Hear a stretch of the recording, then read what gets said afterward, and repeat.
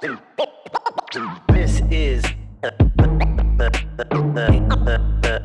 Ink Pulp Podcast. This is the Ink Pulp Podcast. Comics, hip hop, life.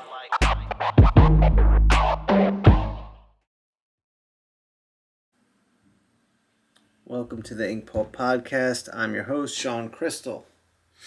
Today's episode is going to be some thoughts from the dome. I like doing these maybe once a month. I've got stuff I'm working out, stuff I'm thinking about, and the original listeners of this podcast always enjoyed the thought, the insight, the introspective nature of what I'm doing. I'm trying to look at my monitor to see if it records the amount of time passing. Yes, it does. Okay. Sorry about that. It was a bit unprofessional of you, Sean. Unprofessional.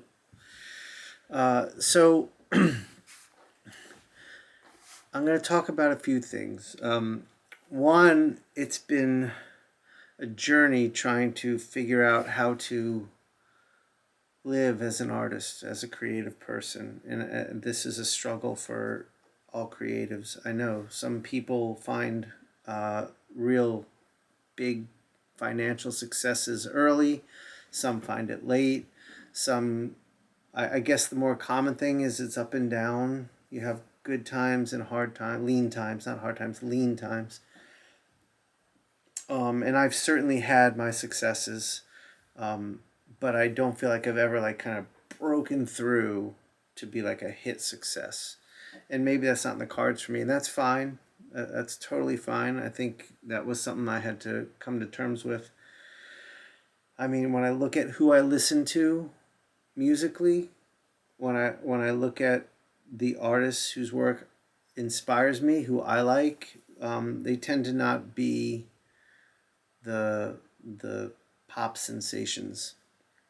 So why would I expect that of myself? I'm an eclectic, strange-ish creator. So I embrace that. And what I have tried to do is, I worked for Marvel and DC for a long time, working on a page rate, and that was a very difficult way to make a living. I got by, but it took every ounce of my being to do that. I'm working 7 days a week, like crazy, grinding schedules. And while I enjoyed the work early on, it became a grind, and it kind of ate away at the artist in me because it just became so stressful and so much pressure behind it because of the finances. And I've talked a little bit about this book, Big Magic, and how the author of that book thinks it's probably not a good idea to turn your passion, your creative side, into your main source of income.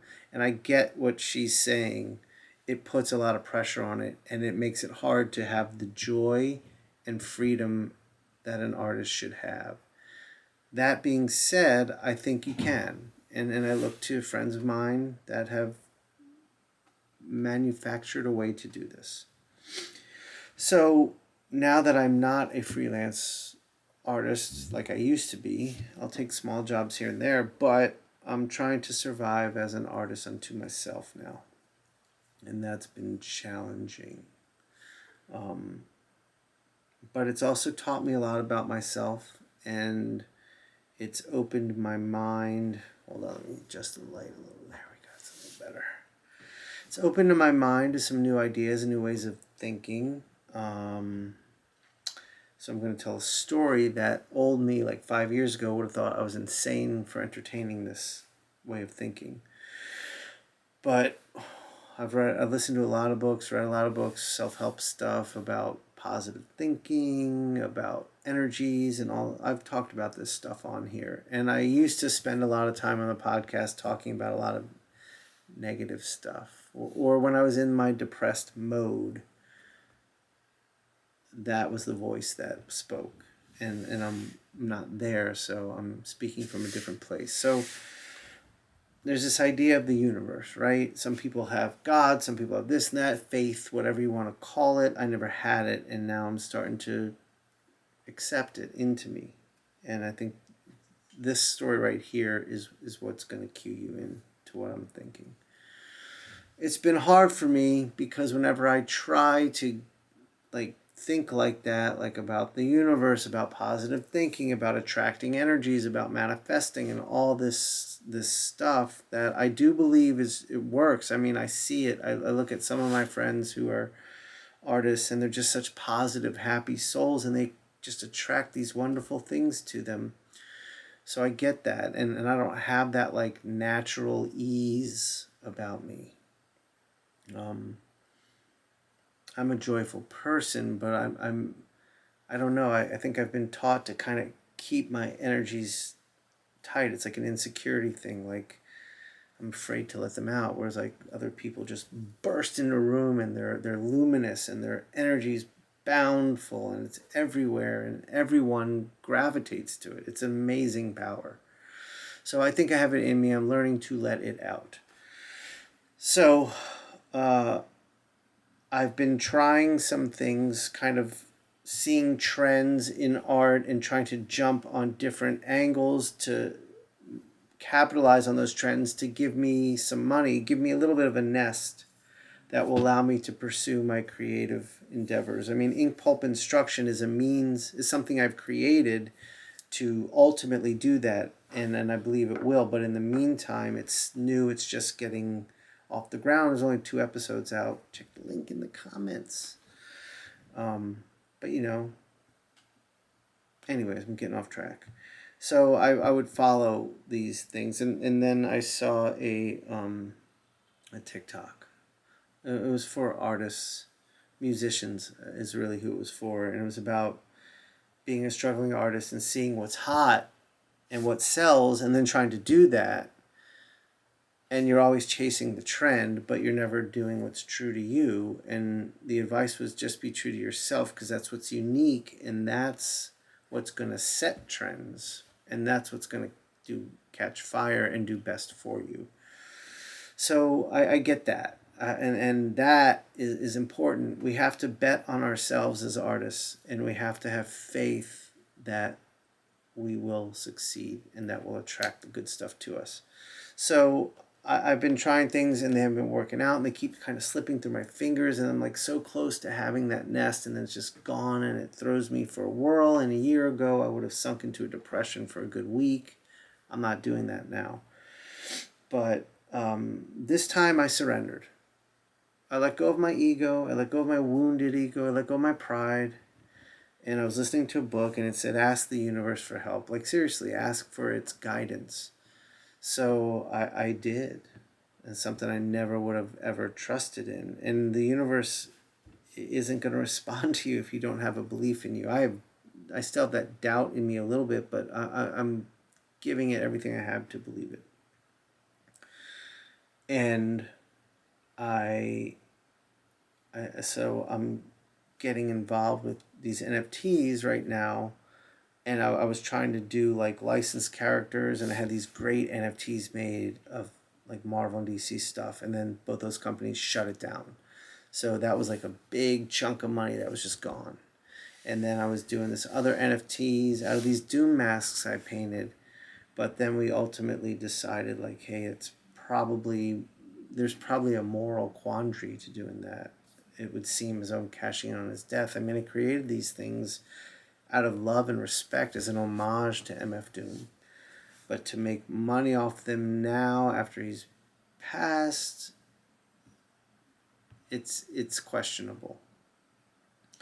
So I was getting really beat down, and I was like, I don't know what to do. I mean, the NFTs, I started a series of NFTs on my own of just my stuff, like very personal artwork, stuff I love to draw, stuff I love to paint. Like, it's basically sexy women with psychedelic imagery around them, skulls and mushrooms, and you know, me.